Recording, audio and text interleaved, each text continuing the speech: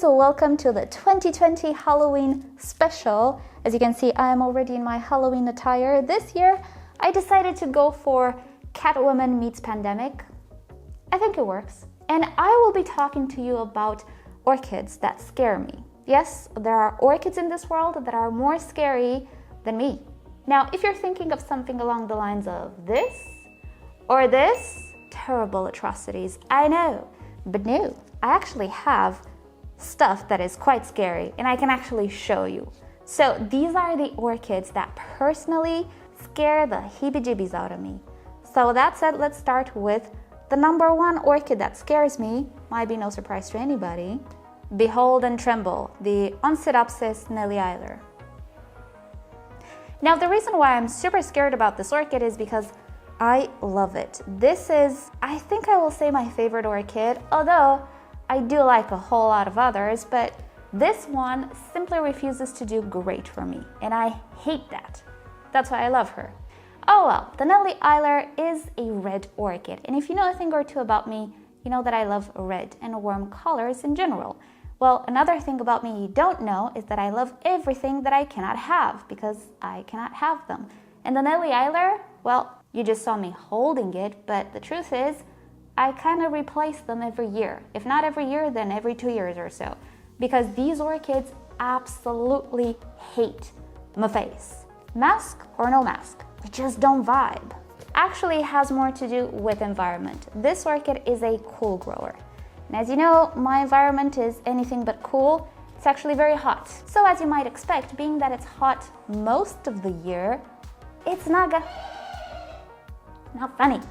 It's not going to have a great time. So what you see here is actually a 2-year-old Nellie Isler. It's still alive, but it's not looking all that great. I can already see dehydration signs on the new growth, even though this orchid does have roots. So my friends, no matter what I do to it, how much I sing to it, how much I put it on a pedestal, I know that deep down, it hates me with a passion.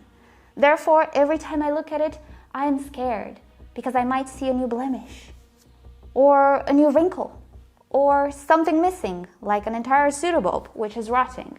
You never know what you're gonna get with the Nellie Isler whenever you look at it. So for this reason, it is the number one orchid that absolutely terrifies me. But I just cannot stop it. I think I'm just a little bit addicted to the hill. It's okay, there. Mommy didn't mean it. Don't die. The next orchid that scares me, it's not one single orchid, it's an entire group of orchids, but I'm just gonna hold this one because it has flowers. Enjoy it while it lasts. It's not gonna last long. It's gonna die soon. So, Miltoniopsis. Same story with the Nellie Isler. They hate my face, or actually my weather, because the Nellie Isler is actually a hybrid of a Miltoniopsis. So as you might expect, the parent, oh no, I just thought of an expression. The apple does not fall far from the tree. That's how it goes, right? Yeah, so Miltoniopsises. They're beautiful. They look beautiful, they smell beautiful, they come in all of these various colors. Bonus, they're very available in the flower shops, they're affordable, they entice you with their fragrance and everything they are, until one day they die. I don't know why they die, but they do. Don't be fooled by their pretty little looks. They are not innocent. All of the Miltoniopsis that I actually had so far, I did not manage to grow past 2 years or so. Not only do they have the same issues like the Nellie Isler, pleated leaves, all sorts of blemishes, dehydration like you wouldn't believe it, they're also pretty big pest magnets because, do you see how thin these leaves are? Oh yeah, these leaves are like a fresh, tender salad for pests. So, if the dehydration doesn't do it, then I'm sure a spider mite or some thrips will do it.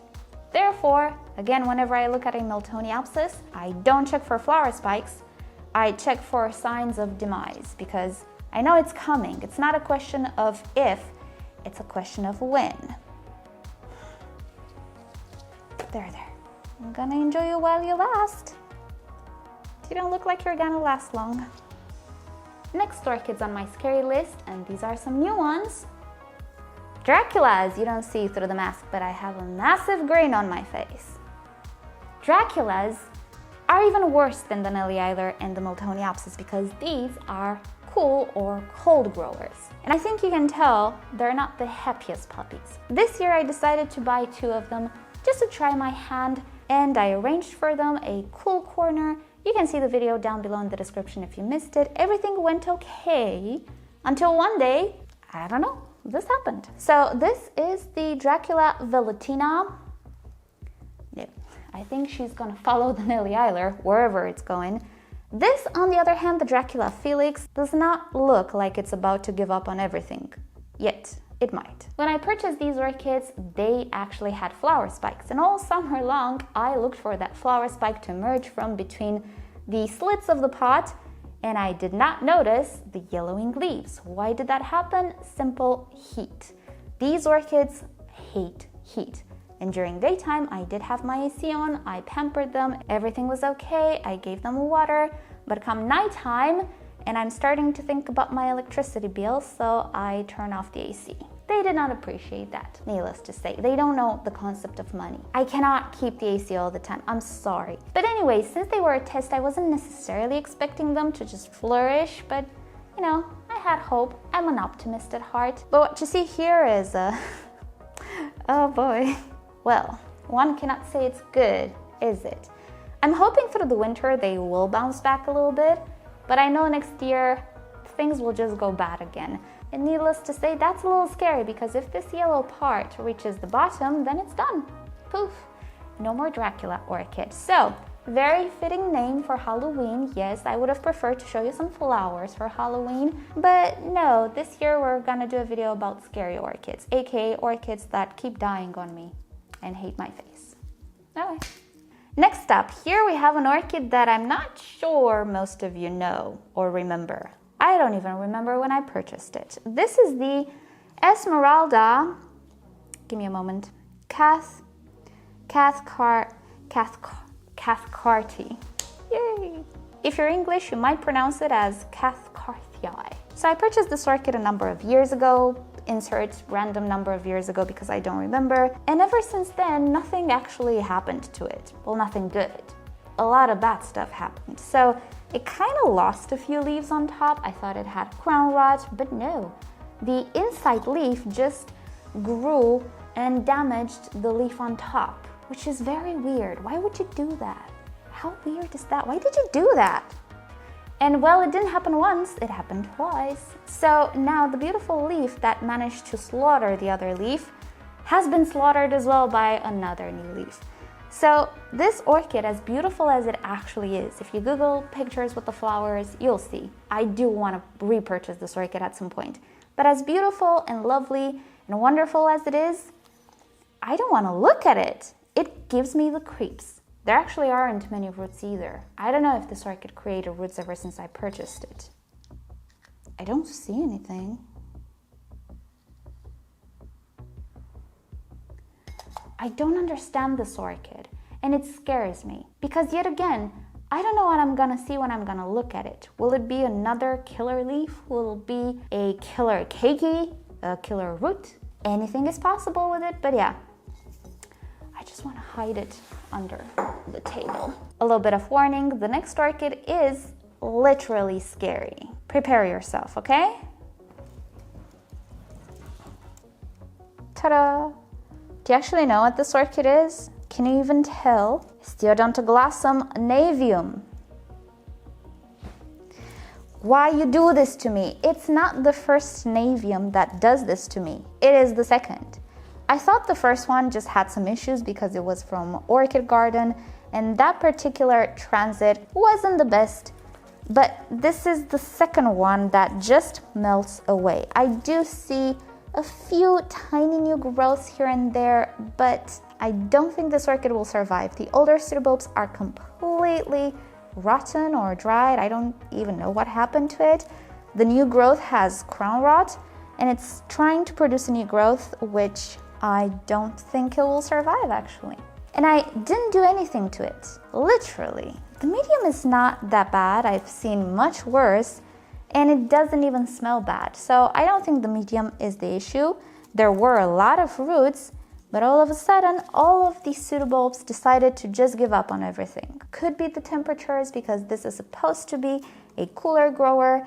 At this point, so many orchids just decide they don't want to live anymore because of my climate that I would not be surprised. But this one, I think it is time to part ways with, because whenever I see it on the shelf, it just gives me the creeps. Furthermore, sometimes I have a little bit of a breeze in the growing room, and this guy does this business.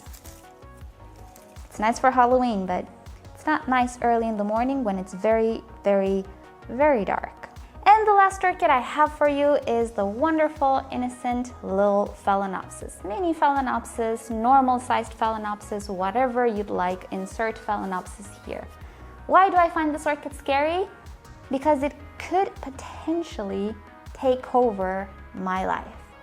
Sometimes, at my weakest, I'm thinking, why do I have to waste my time with Odontoglossums and Nellie Islers and Miltoniopsis and Draculas and all sorts of species which, let's face it, most of them will just fuss about the climate, will demand all sorts of temperature requirements, and quite frankly, it gets to me sometimes. As much as I love my milts, sometimes I just want to throw them out the window.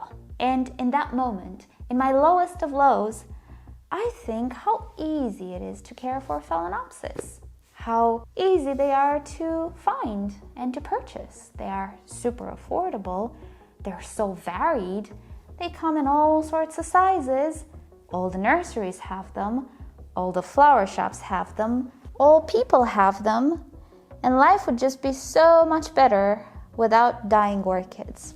And I am sure I'm not the only one thinking that. I'm sure that whenever you have a dying Dendrobium or Cattleya or Oncidium, the thought that crosses your mind is, why don't I just stick with Phalaenopsis? No, you have to resist the temptation, because they will take over the world if you give up.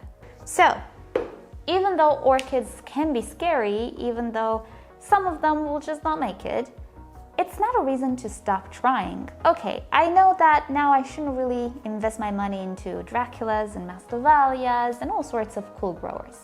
Alright, but that doesn't mean that I cannot focus on some Cattleyas. P.S. a little haul is coming soon and there's a lot of Cattleyas in it. Go figure. Or maybe Vandas. If you're in a pickle with the easiest orchid species you can actually grow, check the description. I do actually have a video which talks about orchids which are not necessarily Phalaenopsis or Oncidiums or Cattleyas or things of the sorts. They are just very easy orchid species for home growing. So don't give up on trying different types of orchids just because a few of them scared you. They're just bullies. Don't worry about them. And with that said, thank you guys so much for watching today's video. I hope you've enjoyed it. Let me know what your Halloween costume will be if you're wearing one.